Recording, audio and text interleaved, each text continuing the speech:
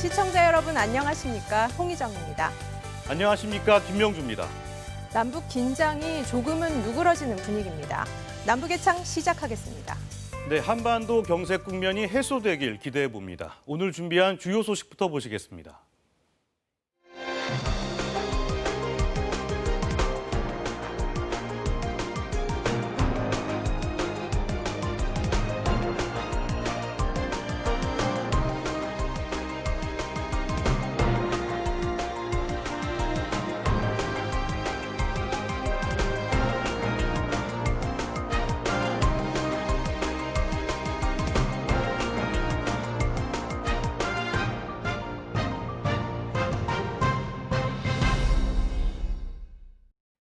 살얼음판을 걷는 듯했던 남북관계, 하루 만에 분위기가 급전환됐습니다. 김정은 위원장이 노동당 중앙군사위 예비회의를 열고 대남 군사행동계획을 보류하는 결정을 내렸는데요. 이후 북한은 대남 확성기를 모두 철거하고 대남 비난 여론전도 전면 중단했습니다. 하지만 언제든 다시 군사행동 카드를 꺼낼 수 있다는 점에서 긴장의 끈을 놓을 수는 없는 상황입니다. 이번 주 이슈엔 한반도 숨고르기에 들어간 북한의 의도를 짚어봤습니다. 정은지 리포터입니다. 지난 4일 탈북민의 대북 전단을 문제 삼으며 시작된 북한의 대남 공세. 지켜보면 볼수록 관멸만 자아내는 남조선 당국과 더 이상 마주 앉을 일도 논의할 문제도 없다는 결론에 도달하였다. 남북 간 통신선을 전면 차단하고 공동 연락사무소 폭파 뒤에도 멈출 기미가 보이지 않았습니다. 북한은 1,200만 장의 대남 전단을 만들었다며 언제든 이를 남한의 깊은 중심까지 살포하겠다고 했고, 야, 진짜 이 선이 막 불끈불끈합니다. 너희 기다리라. 이제 조련지대만 열리게 되면 이 단숨에 달려나가서 다시는 그런 짓을 해대지 못하게 이 총을 집었던 선으로 놈들에게 삐라불벼락을 안겨서 제대병사의 번때를 보이겠습니다. 급기야 판문점 선언에 따라 철거했던 확성기까지 다시 설치했습니다. 북한이 남북관계 발전과 한반도 평화 유지를 위해 남북이 함께 기울여온 노력과 성과를 무산시키는 조치를 행동에 옮길 경우 그에 대한 대가를 치르게 될 것이라는 것. 이렇듯 대결 행보를 가속화하던 북한이 돌연 멈춰섰습니다. 남북 공동연락사무소를 폭파한 이후 북한 총참모부가 4가지 군사행동에 나서겠다고 예고를 했었는데 그 계획을 보류시킨 겁니다. 폭주에 가깝던 대남 공세에 급제동을 건 것은 당 중앙군사위 예비회의를 주재한 김정은 위원장이었습니다. 조선노동당 중앙군사위원회는 조성된 최군 정세를 평가하고 조선인민군 총참모부가 당중앙군사위원회 제7기 제5차 회의에 제기한 대남 군사행동계획들을 보류했습니다. 보류 결정의 효과는 즉각 나타났습니다.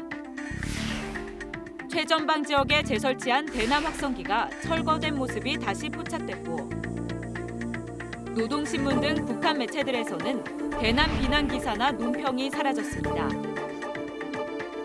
심지어 대외 선전 매체들은 대남 비난 기사 여러 건을 이 시에 삭제하기도 했습니다.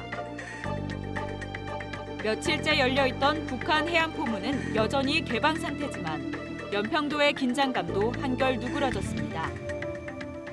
북측의 보도를 보았고 이 보도를 면밀하고 신중하게 검토하고 있으며 상황을 지켜보겠습니다. 다만 북한이 군사적 행동 계획에 대해 폐기가 아닌 보류를 선택한 점에서 언제든 남북 간 긴장은 다시 고조될 수 있다는 관측입니다. 북한의 군사행동 보류 결정에 정경두 국방부 장관은 한 발 더 나아가 계획 철회를 촉구했습니다. 그러자 김영철 노동당 중앙위 부위원장이 즉각 반박에 나섰는데요. 보류가 재고로 될 때는 재미없을 것이다. 이렇게 위협하는가 하면 남측의 차후 행동에 따라 남북 관계도 점쳐볼 수 있을 것이라고 했습니다. 그렇다면 북한의 이런 결정을 어떻게 해석해야 할까요? 깜깜한 밤하늘 위로 거대한 비닐 풍선이 올라갑니다. 지난 22일 자유북한운동연합 회원들이 경기도 파주에서 대북전단을 살포했다고 주장하며 공개한 영상입니다. 탈북민 단체가 띄운 풍선은 하루 뒤 강원도 홍천에서 발견됐습니다. 혹시 전단지 말고 뭐 SD 카드라던가 아니면 뭐 지폐라던가 이런 것도 같이 들어 있었나요? 그런 거는 전혀 없고요. 그 이제 풍선하고 그 현수막 그 밑에 이제 비닐봉다리 안에 대북전단 100매 안 되게. 정부는 대북전단 문제에 대해 단호히 대응해 나가겠다는 입장을 다시 한번 밝혔습니다. 예, 민통선 이북에 그런 어떤 그 행위를 한다라고 하는 것에 대해서는 저희 국방부에서도 철저하게 그는 통제할 수 있도록 그렇게 하고 있습니다. 북한이 대남 군사 행동을 전격 보류하면서 거론한 건 조성된 최근 정세에 대한 평가입니다. 최근 정세를 고심해 본 결과 입장을 바꿀 필요가 있었다는 겁니다. 일단 남북 공동연락사무소 폭파 후 나빠진 국제사회 여론과 남측의 엄정한 대북전단 대응 등이 작용했을 것이란 분석입니다. 그것은 단순히 그냥 나타난 것이 아니라 사실 우리의 지금 뭔가 노력이 있지 않는가라고 생각해요. 사실 뭐 백조의 물 밑에서의 발걸음 같은 것들이 분명히 있지 않을까라는 특사건도 있긴 했지만 우리가 나름대로 대단히 노력하는 측면이 있고 북한과 간접적인 접촉이라든가 이런 노력하는 부분이 저는 분명히 있다고 봐요. 또 더 이상의 군사 행동을 막고 자신들에게 절대적으로 불리한 확성기 심리전까진 가지 않겠다는 의도도 있을 것으로 보입니다. 지난 판문점 선언 때 사실 북한이 원했던 것이 마침내 이뤄진 거죠. 그 확성기 다 철거가 됐는데 근데 갑자기 북한이 확성기를 다시 설치를 한다니까 당연히 거기에 대해서 적정 시점에 한국은 대응 조치를 할 수밖에 없고 이거는 북한한테 자충수가 된다라는 판단을 했었습니다. 그러니까 이번에 보류에도 그것이 뭔가 좀 영향을 주지 않았을까? 그건 충분히 가능한 추정이다라고 생각합니다. 한반도 긴장 수위가 급격히 올라가는 것도 북한의 부담일 수 있습니다. 미국은 최근 항공모함 2척을 한반도가 포함된 7함대 작전구역에 배치하고 전략폭격기 B-52 폭격기도 한반도 주변에 전개시켰습니다. 네, 지금 이제 북한이 만약에 남북 간의 군사적 충돌을 이제 유도해서 예를 들면 이제 8월달 이제 그러니까 7월, 8월로 이런 분위기를 이어간다면 결국은 이제 한미 간의 대규모 군사훈련을 또 할 수밖에 없습니다. 북한 내부 상황, 특히 경제 문제가 발목을 잡았을 거란 분석도 있습니다. 지금 북한이 내부적으로 지금 경제 중심의 정면 돌파전을 하고 있는 데 있어서 이러한 어떤 외부적인 어떤 그 과도한 어떤 위기를 증가시키는 것은 내부적 경제적인 어떤 측면을 포기를 하고 완전히 안보의 영역으로 돌리지 않는다고 한다면 이것은 대단히 안 좋은 거거든요. 더군다나 올해 10월 10일은 당 창건 75주년 기념일이고 또 북한은 이 기념일에 대축전장을 만들겠다고 공언을 해왔는데 계속 군사적 긴장을 고조시키고 강대강 대결 국면이 계속 이어진다면 이 북한 주민들에게도 상당한 어떤 실망감을 안길 가능성도 크고 대내 결속을 어느 정도 달성을 했다. 그래서 이제 앞으로 상황 관리에 들어갈 것 같습니다.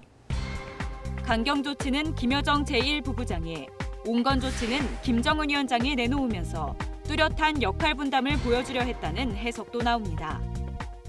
그러면 김정은 위원장은 왜 김여정을 내세워서 이런 행동을 할까?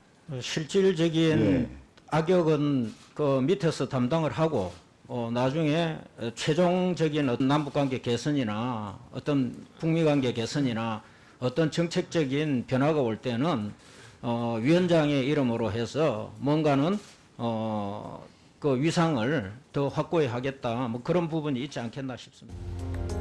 다만 북측의 조치가 완전 철회가 아닌 보류라는 점, 또 전쟁 억제력을 강화하기 위한 대책을 논의했다고 밝힌 점은 여전히 우려되는 대목입니다. 김 위원장이 주재한 당 중앙군사위 예비회의에는 북한의 핵과 미사일 개발을 책임져온 리병철 당 중앙군사위 부위원장이 참석한 것으로 전해졌습니다. 우리가 보류라는 거에 무게를 두면서 다른 것을 놓칠 수가 있는데 중요한 거는 군사정책 토의안을 심의했다라는 거거든요. 거기에는 향후 SLBM 발사라든가 군사력 증강과 군사력 현대화를 위한 신형 무기 개발 같은 것들이 포함되어 있을 수 있습니다. 이런 가운데 존 볼턴 전 백악관 국가안보보좌관의 회고록도 적지 않은 파장을 낳고 있습니다. I think I made a mistake. I think I overrated the chances to make this into a coherent, rational, systematic decision-making process to advance American interest. 북미 정상이 손을 맞잡은 2년 전 싱가포르 북미 정상회담. 후일을 기약하며 헤어질 때 김 위원장이 유엔 제재 해제 가능성을 물었고 트럼프 대통령은 그에 대해 열려 있고 생각해보겠다고 화답했다고 볼턴 보좌관은 주장했습니다. 또 김 위원장이 한미 훈련 축소나 해지를 원한다고 하자 트럼프 대통령은 그렇게 하겠다고 답한 것으로 나옵니다. I received a very nice letter from him last week. We speak. He was upset that South Korea was doing the war games, as you call them. I don't think they were necessary either, if you want to know the truth. 하노이 회담에서는 트럼프 대통령이 영변 외에 더 내놓으라고 요구했지만 김 위원장이 거부했다고 회고록은 전했습니다. 볼턴은 또 판문점 3차 회동은 전적으로 트럼프 대통령의 생각이었고 핵심 참모들조차도 트윗을 보고 알았다고 회고했습니다. 대북 강경파 볼턴의 주장에 청와대는 회고록이 상당 부분 사실을 크게 왜곡했다고 반박했습니다. 트럼프 대통령도 트윗을 통해 볼턴의 주장은 거짓말과 꾸며낸 얘기의 종합이라고 비난했습니다. 볼턴 회고록을 보면은 그나마 긍정적인 부분은 우리 남한 정부가 통일 의제를 만들어가기 위해서 굉장히 노력했다라는 점이라고 볼 수 있습니다. 아마 볼턴은 자신이 그 북미 정상회담이 성공적으로 이루어져서 북한이 비핵화를 이루어가고 그다음에 미국 트럼프 대통령이 대북 제재를 완화해 주는 거를 굉장히 불안해하고 위기감을 느꼈던 것 같아요. 6.25 전쟁 70년. 문재인 대통령은 두 번 다시 이 땅에 전쟁은 없어야 한다며 북한을 향해 사이좋은 이웃이 되자 남북 상생의 길을 찾자고 제안했습니다. 8천만 결의 모두의 수건입니다. 세계사에서 가장 슬픈 전쟁을 끝내기 위한 노력에 북한도 담대하게 나서주길 바랍니다. 북한의 군사행동 계획 보류로 한반도 긴장도 숨고르기에 들어갔지만 남북 평화를 위한 해법 찾기는 여전히 힘든 숙제로 남아 있습니다.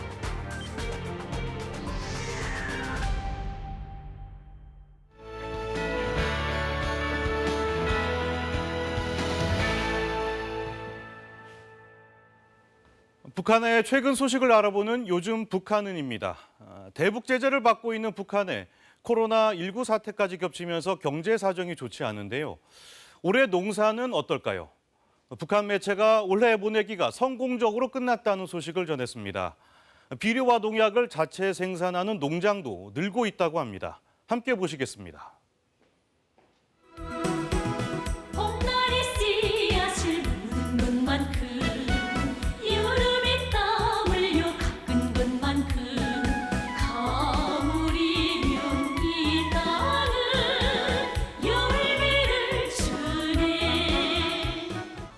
최근 조선중앙TV가 모내기 성과를 축하하기 위해 방영한 프로그램입니다. 지난해보다 모를 더 많이 심고 모내기도 일주일 이상 일찍 끝냈다고 전합니다. 올해 알곡고지 점령의 돌파구를 기어이 열어놓겠다는 비상한 각오를 가지고 구슬땀을 바쳐간 여러분들에게 온 나라 전체 인민들의 마음을 담아 열렬한 축하의 인사를 드립니다. 모내기를 끝낸 논에선 벼를 튼튼하게 만들기 위한 작업이 한창입니다. 벼가 마르지 않도록 수로를 정비해 물대기에도 신경을 쓰고 있습니다. 우렁이와 오리를 풀어 김매기와 함께 해충도 예방합니다. 넌판에 있는 벌레, 넌판에 있는 풀, 넌두렁풀. 그러면 벼 때부터 물레당 다 잡아먹습니다. 굳어된 땅을 이렇게 쑤셔주니까 뿌리를 더 깊이 내리게 합니다. 무엇보다 벼의 생존율을 높이기 위해선 비료를 제때 주고 땅도 단단하게 해야 하는데요. 그래서 농장마다 비료 공장을 세워 유기질 비료와 영양제 등을 생산하고 있습니다. 부족되는 비료, 농약 이런 것들을 다 자체로 무조건 해야 되겠다. 이런 결심을 안고 연초부터 품을 들여서 이런 자력경 생지들을 일떠세웠습니다. 북한은 농사철이면 중국으로부터 비료와 농약을 수입하곤 하는데요. 올해는 코로나19로 수급이 어려워지자 자체 비료 생산을 적극 독려하고 있습니다. 이달 초 김정은 위원장이 주재한 당 정치국 회의에서도 비료 생산 문제를 첫 번째로 논의하기도 했습니다. 북한과 중국을 연결하는 신압록강 대교의 북측 도로 공사가 재개됐다는 소식 전해드렸었는데요. 그곳에 북한이 중국과의 교역을 목적으로 한 수출입 가공단지가 조성되고 있다고 합니다. 얼마 전 압록강 철교에선 중국 화물차들이 북한으로 넘어가는 모습도 포착됐었습니다. 북한이 중국으로부터 경제난 해결책을 찾고 있는 모습입니다. 그 내용 함께 보시죠. 중국 단둥에서 바라본 신압록강대교 건너 북한 지역 공사 현장입니다. 끊임없이 흙을 실어 나르는 대형 화물차들과 삽을 든 인부들이 포착됩니다. 신압록강대교와 국도를 연결하는 도로에 아스팔트 포장까지 완료돼 화물차들이 쉽게 오가는 모습입니다. 북한이 이곳에 세관과 함께 수출입 가공단지를 조성하고 있다는 사실이 새롭게 확인됐는데요. 신압록강대교를 통해 중국산 원자재를 들여와 가공한 뒤 완제품을 수출하는 방식으로 개성공단과 비슷하게 운영될 예정입니다. 수출입 가공이라는 게 시작은 안 끼고 안 돼요. 국적의 판매 목적이 아니고 민주사 매출 목적이 아니고 가공의 목적이에요.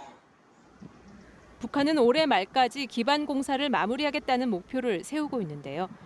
신압록강대교와 수출입 가공단지를 통해 중국과의 교역을 확대하려는 것으로 보입니다. 인가공만 들어가죠. 제재가 아니고 가능하다면 중국에서 만들더라고요.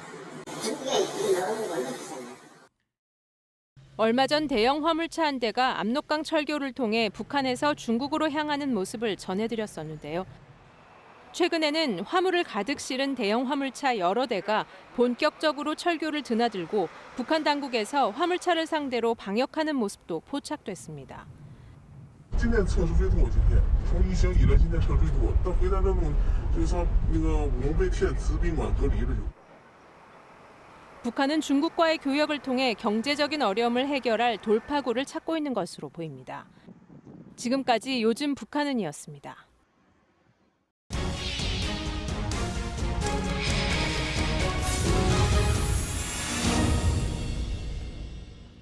김정은 위원장이 대남 군사행동 계획을 보류하면서 북한 매체에서 남측을 비난하던 주민들 모습이 감쪽같이 사라졌습니다. 불과 며칠 전까지만 해도 대남 규탄 집회를 이어가던 주민들 모두 어디로 간 걸까요? 북한 체제 특성상 자발적으로 집회에 참석한 건 아닐 텐데요. 이번 주 클로즈업 북한에선 북한식 군중 동원 정치에 대해 들여다보겠습니다. 탈북민 단체 대북전단 살포를 두고 북한 당국의 대남 비난이 고조되던 지난 6월 초순. 조선중앙TV에선 북한 주민들의 군중 집회와 시위 모습이 잇따라 보도됐다. 우리 청년들의 심장이고 생명인 정신적 기둥인 우리의 최고 존엄을 건드렸습니다. 이번에 어디다 대고 감히 당장 이 길로 조남쪽으로 달려나가 천하의 인간 쓰레기인 탈북자 무리를 죽탕쳐버리고 픈 심정입니다. 코로나19에도 불구하고 대규모 집회와 시위 모습을 대거 노출시킨 것이다. 남조선 당국의 행태는 온 나라 전체 인민의 적개심을 우리 인민의 멸족의 의지가 전체 인민의 보복 열기가 화라산 마냥 세차게 분출되고 있습니다. 최대 규모의 무차별비라 살포 중순부터는 무자비한 보복 열기라는 주민들의 인터뷰를 통해 대남 비난이 인민의 요구임을 강조했다. 아직 이렇게 긍정적으로 걸 보면 이것들이 정신이 덜 들었다. 정신이. 국민당 공동 연락사무소 이거 정말 통쾌하게 안으로 날려보냈지만 이것만으로는 우리 감속에 맺힌 한이 풀리지도 않고. 이제 우리가 진행하게 될 대적 비라살포 투쟁은 그 어떤 합의나 원칙에 구애되는 문제가 아닙니다. 이건 뭔가 전체 인민들이 분노의 폭발이라는 거 이걸 똑똑히 알게 하자는 겁니다. 그러나 24일 김정은 위원장의 대남 적대 사업 보류 지시 이후 이에 대해선 어떠한 주민 반응도 나오지 않는 상황. 전문가들은 이와 같은 현상을 국가를 위해 결집하고 목소리를 내는 사회주의 국가의 동원 정치 일환으로 평가한다. 기본적으로 군중 동원이라는 것이 체제의 우월성을 과시하고 그다음에 또 자신의 정권의 힘을 보여주는 측면, 그다음에 이제 자신이 추구하는 정책의 정당성을 확보하는 그 수단으로 활용되는 측면이 있고, 그다음에 뭐 관련된 뭐 정책이나 혹은 또 다른 국가 혹은 이제 남쪽이나 아니면 미국의 어떤 정책들이 이것은 잘못됐다라는 것을 우리 인민 대중들이 다 알고 있다라는 것을 보여주는 뭐 그런 하나의 기제로 사용하고 있는 것을 볼 수 있겠죠. 북한 당국은 지도자의 정치적 기반 확립과 체제 정립을 위해 일찌감치 정치 행사에 군중을 동원했다. 그 시초는 북한 최초의 열병식인 1948년 북한 정규군 창설 기념행사다. 국민통합을 수립을 위해 앞으로 나아갑시다. 조선 국민의 정적인 조선 국민군 만세.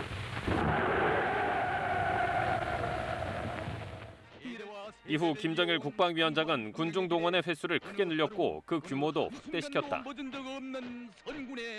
위대한 김정일 동지를 최고 사령관으로 모시고 처음으로 진행된 조선인민군 창건 60돌경축 열병 종대. 이전보다 화려해진 대규모 열병식.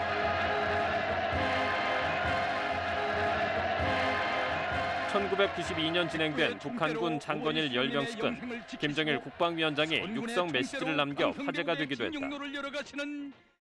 영적 조선인민군 장병들에게 영광이시라. 이러한 군중 동원은 김정은 위원장의 승계 과정에서도 적절히 활용됐다. 지난 2010년 노동당 창건 65주년 열병식에 맞춰 집결된 수많은 군중들. 그 앞으로 후계자 김정은 위원장이 모습을 드러냈다. 북한 당국은 이례적으로 이 열병식을 생중계했고 외신의 취재도 대폭 허용했다. 대대적인 군중 행사를 통해 대내외 차기 지도자를 선전하려는 의도였다. 이후 김정은 위원장의 대관식으로 불리는 노동당 제7차 대회 군중 모임에는 10만 명의 평양 시민이 동원돼 김 위원장의 정치적 위상을 과시했고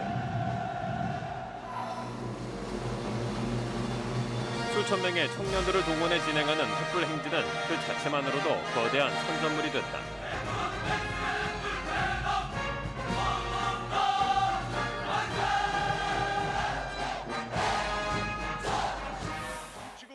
김정은 위원장은 지난해 4월 국무위원회 위원장 추대 경축 군중대회까지 수만 명의 시민들을 동원해 자신의 권위와 통제력을 확인하는 모습을 보여줬다.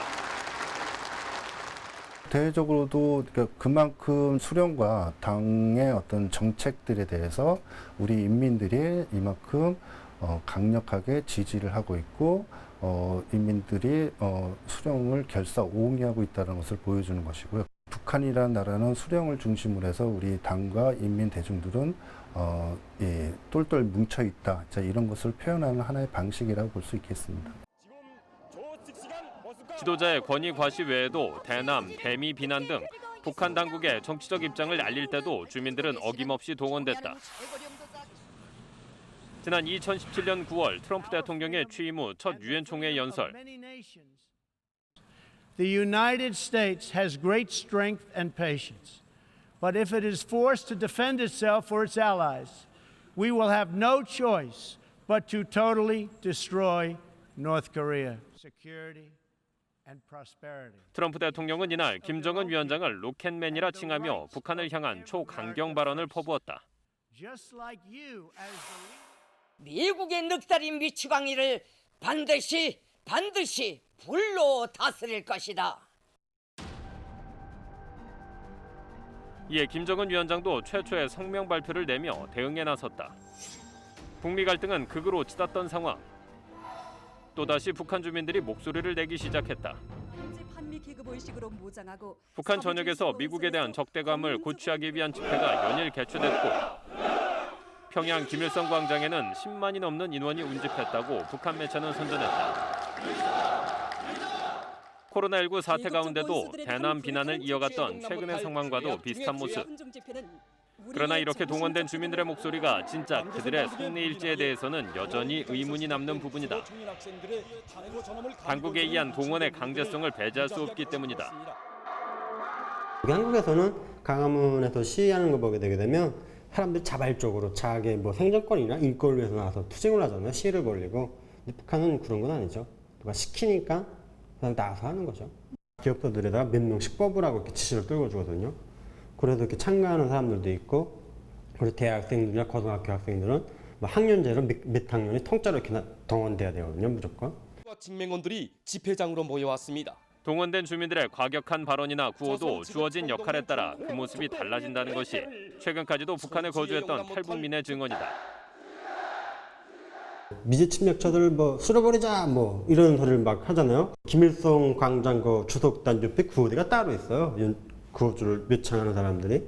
그럼 그런 사람들이 구호대가 먼저 선창을 떼게 되게 되면 앞전에 있는 사람들만 카메라 잡히니까 거기 사람들만 열심히 하고 뒤에 사람들은 그냥 귀찮으니까 뒤에서 가지고 손만 이렇게 흘리던가 막 그러거든요. 그럼에도 불구하고 북한 당국이 원할 때는 언제든지 주민들을 동원, 해산시킬 수 있다는 것이 전문가들의 견해다. 아직도 북한 사회의 주민 통제와 관리는 철저히 이루어지고 있다는 것이다. 당을 중심으로 해서 모든 기관과 단체들에 의해서 인민 대중들에 대한 조직적인 관리와 통제가 이루어지기 때문에 그런 부분들의 조직적인 군중 동원이 가능한 거고요. 그다음에 이제 북한 주민들 입장에서 보면은 이런 조직 생활에 순응하는 모습을 보여야 그나마 이제 나중에 이 개인 생활에 있어서 제한적이지만은 나름대로 이제 자율성을 확보할 수 있기 때문에 북한 주민들 입장에서는 이 조직 생활에 충성하는 모습을 보여줘야 하는 그런 측면도 있다 하겠습니다. 지난 2018년 9월 3차 남북 정상회담을 위해 평양을 방문한 문재인 대통령. 당시 공항과 평양 거리에는 수많은 북한 주민들이 나와 문 대통령을 환영했다. 그리고 평양 능라도 5일 경기장에 등장한 문재인 대통령. 15만 북한 주민들 앞에 선 그는 대한민국 대통령으로는 사상 처음으로 연설에 나섰다. 나는 오늘 이 자리에서 지난 70년 적대를 완전히 청산하고 다시 하나가 되기 위한 평화의 큰 걸음을 내딛자고 제안합니다. 뜨거운 환호가 이어졌다. 불과 2년 전 경기장에 모인 군중은 남북화, 한반도 평화라는 공통의 메시지에 공감을 표현한 것이다. 문재인 대통령이 능라도 5일 경기장 거기에 운집한 15만 평양 시민들 앞에서 연설을 하게 한 것은 되게 파격적인 대우라고 할 수 있는데요. 그 이유는 외부적으로는 김정은 위원장의 어떤 비핵화와 남북관계 개선의 의지를 보여주고자 하는 것이고, 내부적으로는 인민대중들에게 김정은 위원장의 정치적 포용력이라든가 민족적 어떤 열망, 그다음에 통일에 대한 의지, 이런 것을 보여주려고 하는 측면이 좀 강했던 것이죠. 한국전쟁 70년, 6.15 공동선언 20년이라는 역사적인 시기. 남과 북은 또다시 기로에 섰다. 서로를 비난하고 적대적 감정을 표출하는 군중의 동원이 아닌 한반도 평화의 길을 함께 모색하는 집합체가 될 수 있기를 기대해본다.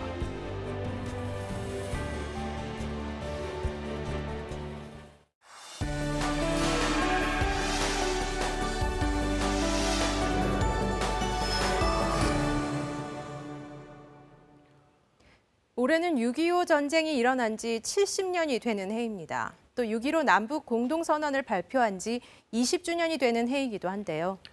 지금까지 남북 관계는 부침이 있었지만 평화와 화해를 바라는 노력은 이어지고 있습니다. 이번 달 남북을 잇는 임진강에서는 평화를 기원하는 행사가 열렸었고, 북한에서 전사한 국군의 유해도 미국을 거쳐 마침내 고국의 품으로 돌아왔습니다. 한편에서는 가슴 아픈 기억을 안고 여전히 유해를 기다리는 유족도 있는데요. 평화를 기원하고 또 전쟁의 슬픔을 기억하는 이들을 최윤아 리포터가 소개합니다.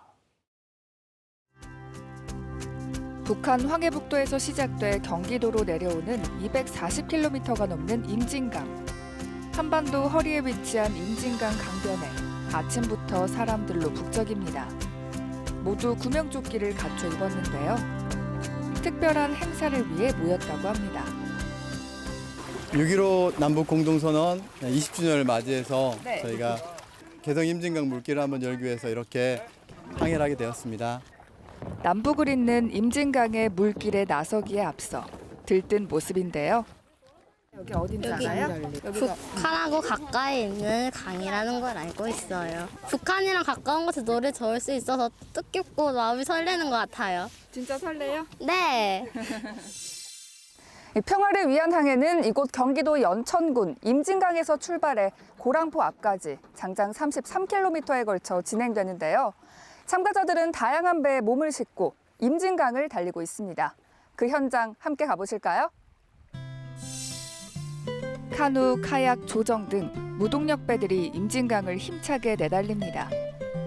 33km 구간을 오로지 팔심으로 나아가야 하는 일인 만큼 인내심도 필요한데요. 1시간 남짓 물길을 달렸을까요? 참가자들 가운데 누구 하나 지친 기색은 보이지 않습니다. 화이팅! 자, 화이팅 하세요! 좀만 힘내세요! 화이팅! 네. 자, 안전하게 화이팅! 네. 어떠세요? 괜찮으세요? 네, 아주 좋습니다.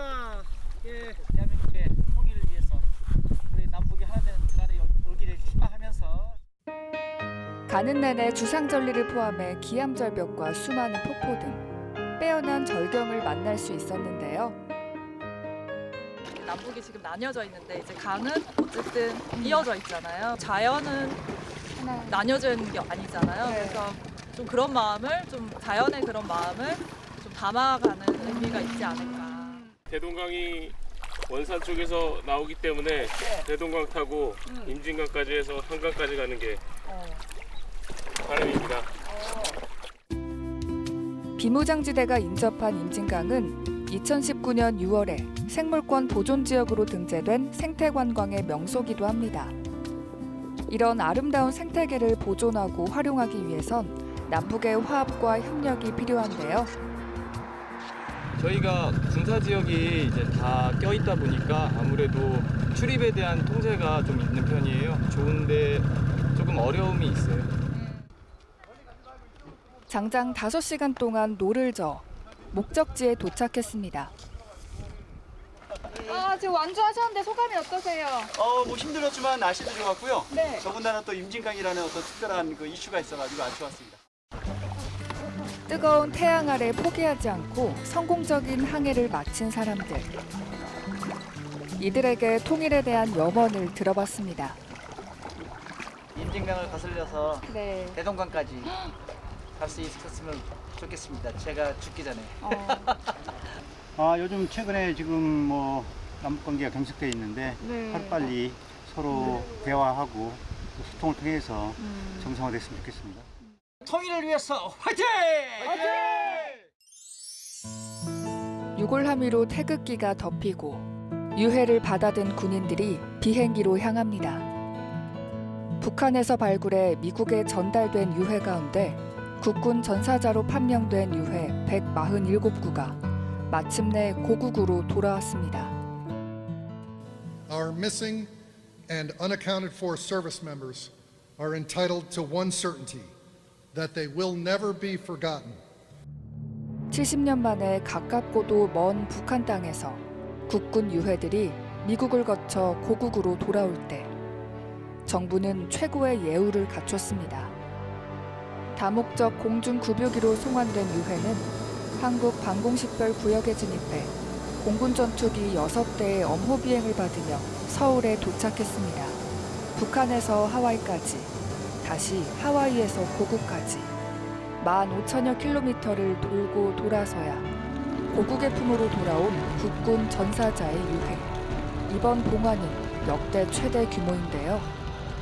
단 하나뿐인 생명을 나라를 위해서 산화하신 분들을 기억하고 추모하는 것은 국가의 책무이자 후손 그리고 우리 군인들의 책무라고 생각합니다. 하지만 봉환된 147구 중 신원이 확인된 유해는 단 7구뿐. 국방부는 나머지 유해도 전사자 명부 등을 통해 최대한 신원을 확인하겠다고 밝혔습니다. 전쟁 당시 전사하거나 실종된 참전용사 16만 2천여 명 중 12만 2천여 명의 유해는 아직 찾지 못하고 있는데요. 치열한 백마고지 전투에서 투입돼 산화한 고 경창호 일병 역시 가족의 품으로 돌아오지 못하고 있습니다. 기약 없는 기다림 속에 일흔이 된 유족 경영희 씨. 갓 태어나자마자 아버지와 헤어진 딸은 아직 아버지를 만나지 못했습니다. 아버지가 1952년도 예 군대를 가셨으니까 제 태어나고 나서 한 2달쯤 후에 가셨다네. 뺏고 빼앗기는 그 전투가 이제 있었다고 제가 알고 있는데 철마산 391고지라 하는데 반격 작전에 나섰답니다. 그걸로 끝이에요. 더 이상은 행적이 없답니다. 그래서 내가 사진이라도 있습니까? 하면 사진도 없대요. 아버지를 떠올리고 싶어도 사진 한 장 남아있지 않아 그리움은 더 커져만 갔다는데요. 경 씨는 유해 신원 확인을 위해 DNA 시료를 채취해놓고 이번 유해 송환에 작은 기대를 걸고 있습니다. 나는 가봤자 글자 쓰인 거 그 가운데 현충문 안에 들어가면 벽에 이름 석자만 보고 그냥 묵념하고 오는 그 정도밖에 안 됐거든요. 그래서 내가 그래도 시신이라도 찾을 수 있다면 찾아야겠다. 대한민국을 지켜낸 참전 용사들의 유해가 하루빨리 가족의 품으로 돌아갈 수 있기를. 남북관계의 평화가 오기를 기대해봅니다. 오늘 남북의 창은 여기까지입니다. 남북의 창이 최근 개설한 유튜브 이북 리더기도 많이 찾아주시면 감사하겠습니다. 저희는 다음 시간에 다시 찾아뵙겠습니다. 네, 오늘 마지막 영상으로 북한 동요를 준비했습니다. 함께해 주셔서 고맙습니다.